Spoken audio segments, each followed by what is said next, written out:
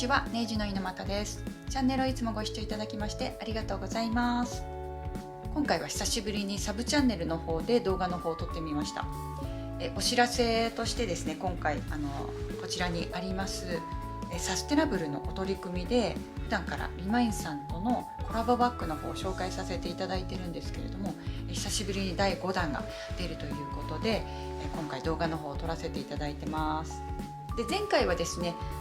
ストライプの夏仕様の巾着ショルダーの方ですね紹介させていただきました。で今回は冬バージョンとしてこちらのボストンバッグの方ですね紹介させていただきます。でこちらの作り方っていうか制作過程の方はメインチャンネルの方でも紹介の予定があります。こちらの動画を先に出すかちょっとまだわからないんですけれども、制作過程の方もですねよかったらご覧いただけると嬉しいなと思います。で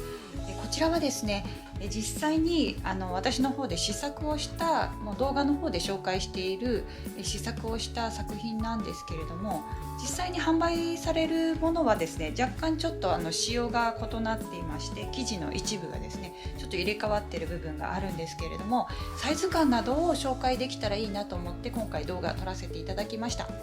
サブチャンネルの方で紹介するのすごく久しぶりなんですけれども、よかったら最後までご視聴いただけると嬉しいです。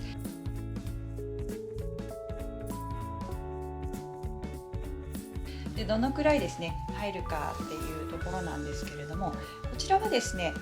著書の方でも紹介しているこちらのはぎれと布耳で作るバッグと小物、こちらの本の中で紹介しているボストンバッグがあるんですけれども、こちらの小さい方のボストンバッグですね、こちらの方に作り方が掲載されているサイズとほぼ同じものをですね今回のリマインさんとのコラボの方で、紹介というかこの作品の方に仕立てさせていただきました。結構小ぶりで本の中ではこちらをポシェットにしてるんですけれども、今回はポシェットにせずにしっかりとこのツイードのウールの生地などをですねちょっと活かした感じでこのまま手で持っていただくようなハンドバッグをイメージして制作させていただきました。でサイドにはですねポケットをつけています。でリマインさんのタグはこちらにつくようになっていまして、ネイジュのタグは正面につくようになっています。私の方では既製品の持ち手の方を使っているんですけれども、実際にはですねバッグ作られている制作会社の方では実際にこちらの持ち手から作られてこちらついているそうです。かなりしっかりしたものがついておりましたので結構長持ちするんじゃないかなと思います。そして内側はですねこういう感じのヘリンボーンですね、ウールのヘリンボーンになってます。結構このウールを使うことと間に針のある接着芯を貼ってあるので結構ですねこのバッグとしてこう形がですね綺麗な整ってるっていうところと、底板もついてますので内側から外せる底板の方もついてますので荷物を入れても沈まないというデザインになっています。で実際ポケットの方がここの部分ですね、内側のポケットの方はタックがついています。でタックがついていてもう一つですね仕切りのポケットがついていますので、こんな感じでこの動画の中で紹介していますこれエコバッグとかですねここに入っていきます。こんな感じですっぽり入りますし、このマチがついているところとかは取り出しやすいように携帯が入るように、手帳の携帯もすっぽり入るような感じのサイズ感にしています。ちょっと見えにくいんでここにしますとこんな感じになっています。ここにタックが結構タックっていうかマチがですね結構立ち上がるような感じで、マチがだいたい3センチぐらいになりますかね。結構広めなのでしっかり入るような感じになっていきます。あとはサイズ感としては本が入るのはだいたいですねA5サイズぐらいで、これの手帳がですねA5サイズになるんですけれども、A5サイズのものがこういうふうにすっぽりと入っていきます。立てて入れるとこのぐらいですね、立てても入れることができるかなと思います。で小さいポーチとかに入れてここに入れていけば1泊ぐらいの泊まりだったら着替えとかいらない肌着だけを持っていくっていう1泊ぐらいのお泊まりだったらこのバッグでも十分じゃないかなっていうサイズ感になっています。ペンケースとかねこう入れてみて、こういう小物とかも入れて、結構サイズたっぷりになってますので、いろんなのが入るんじゃないかなと思います。こんな感じになっています。で、今私の方では底板入ってないんですけれども、実際にはここ底板が入りますので、もっとねしっかりした感じの仕上がりになってくるかなと思います。結構小ぶりなんですけれども、荷物が結構マッチもたっぷりしてるので、結構たっぷり入るデザインです。この反対側はこういうパッチワークの感じになってます。この四角いマスのサイズをですねちょっと大きめにしてみたりして、なので結構ごちゃごちゃとしないように、ちょっと面積を大きめなパーツをいくつも並べてこうランダムにしたような感じになってます。あとこう中央に三角が来ないようにちょっとずらしてみたりとか、少しデザインの方もこだわってみました。こんな感じです。結構ね久しぶりになったんですけれども、生地が集まるまで結構お時間いただきました。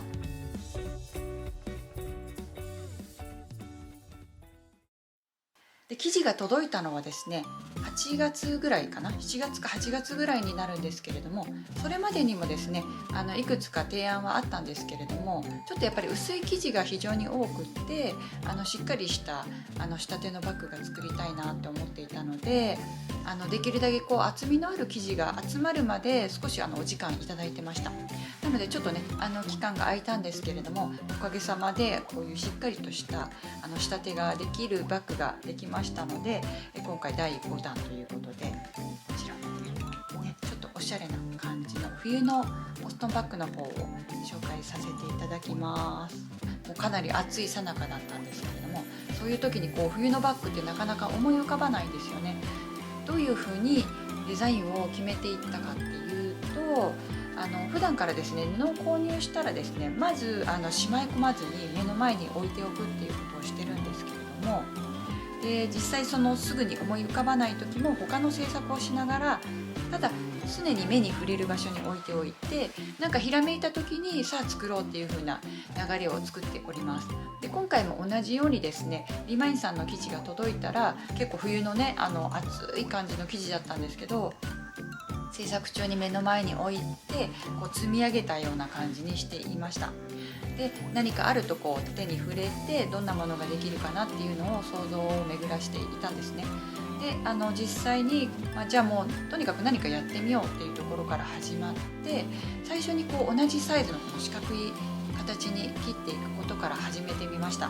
で小さいサイズよりはちょっと大きめの方がいいなっていうことで、ちょっと大きめのサイズのものを作っていったんですけど、そこからどういう風に作るかっていうのまだ何も決めてない段階で、とにかく同じサイズに決めてって、並べてみて、でじゃあつないでみようっていうところで始まっていたんですよね。でその時にもまだこれを作るっていう風に決めてなかったんですけど、1枚の大きなこうパッチワークの生地ができたところで、さあ何作ろうかなっていう風に思ったんですよ。で型紙があるものがいいなっていう風に思っていて、で最初に思いついたのがこちらの本ですね。こちらの方の表紙のこのバッグを思いつきました。でもこれをやってみたら実際にこう使う面積がすごく少ないので、あんまりちょっとインパクトに欠けるかなっていうふうに思っていて、でこうちょっとペラペラってめくってった時に、ああそうだボストンバッグがあると思って、この小さい方のボストンバッグの方を今回の方の仕立てにデザインの方で採用することにしてみました。で作り方とかこう型紙などはこちらの本の方でも紹介がありますので、同じ形のものを欲しいなっていう方はこちらを見ながらですね作っていただける内容になってますけれども、実際にはこういうふうにね布耳で仕上げています。生地が変わるだけでだいぶね印象が変わってくるかなと思うんですけれども、でそれで型紙をこう当てながら生地の配列を考えてデザインを進めていったっていう感じになります。こちらの生地もリマインさんのサステナブルというところでアパレルに実際使われてた生地なんですね。で何にコートかななんだろうニットのセーターかなとか、そんな感じの素材感にはなっていますね。でデザインとしては今回こちらのグリーンのツイードの生地がちょっと足らなくてですね、この白い部分も足らなかったので、実際にはこう別の生地に変わってますけれども、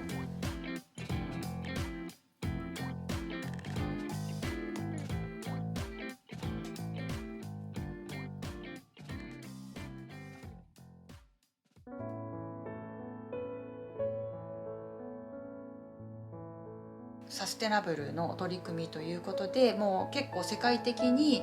この資源を大切にしようということで、こう今あるものをですね形にしていくっていう取り組みはどんどんこれからもですね進んでいくんじゃないかなと思います。こういうお仕事にハンドメイドを通して携われるっていうのは非常にですね光栄ですし、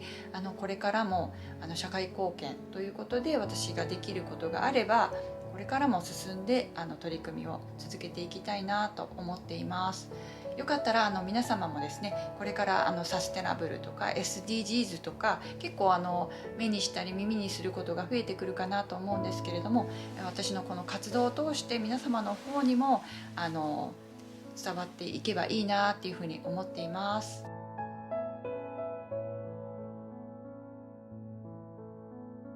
ということで今日はこちらのボストンバッグの方を紹介させていただきました。いかがだったでしょうか。こんな感じで、ね、デザインも少しこだわった感じになっています。そこは半風で仕上げるようにしてみました。ここで切り替えることでしっかり引き締まった感じになっていきます。あとそう工夫したのがこの側面にですね、側面にパイピングコードを挟んでます。こちらはね本の方では紹介してないんですけれども、やっぱりちょっと品をアップさせようということでこの周囲にパイピングテープの方ですね挟んでます。こんな感じですね。仕上がりがぐっと変わってきますので、ちょっとハンドメイドで仕上げるには少しね難易度が上がるんですけれども、プロの方にお任せするととっても綺麗に仕上がるかなと思って、私の方も試作の方で作ってますけど、さすがねカバン屋さんなんでここで切り替えてあったりすごくね綺麗な仕上がりになってますので、きっとねご満足いただけるんじゃないかなと思います。第5弾のリマインさんとのコラボバッグの方もよかったらご検討いただけると嬉しいです。こちらの商品の方はリマインさんのホームページの方で紹介されていますので、もうこちら動画撮ってる時はまだ販売されていないんですけれども、きっとね販売の予告の後にこちらの動画公開するんじゃないかなと思いますので、そちらの方もよかったらチェックしてみてください。こちらのボストンバッグは数量限定になりますので、気になる方はお早めにご検討いただけると嬉しいです。あと個人で楽しまれる方のためにですね制作過程の方も紹介していますので、メインチャンネルの方もよかったらご覧いただけると嬉しいなと思います。こちらの動画の後かこちらの動画の前かに公開を予定していますので、よかったらチェックしてみてください。最後までご視聴いただきましてありがとうございました。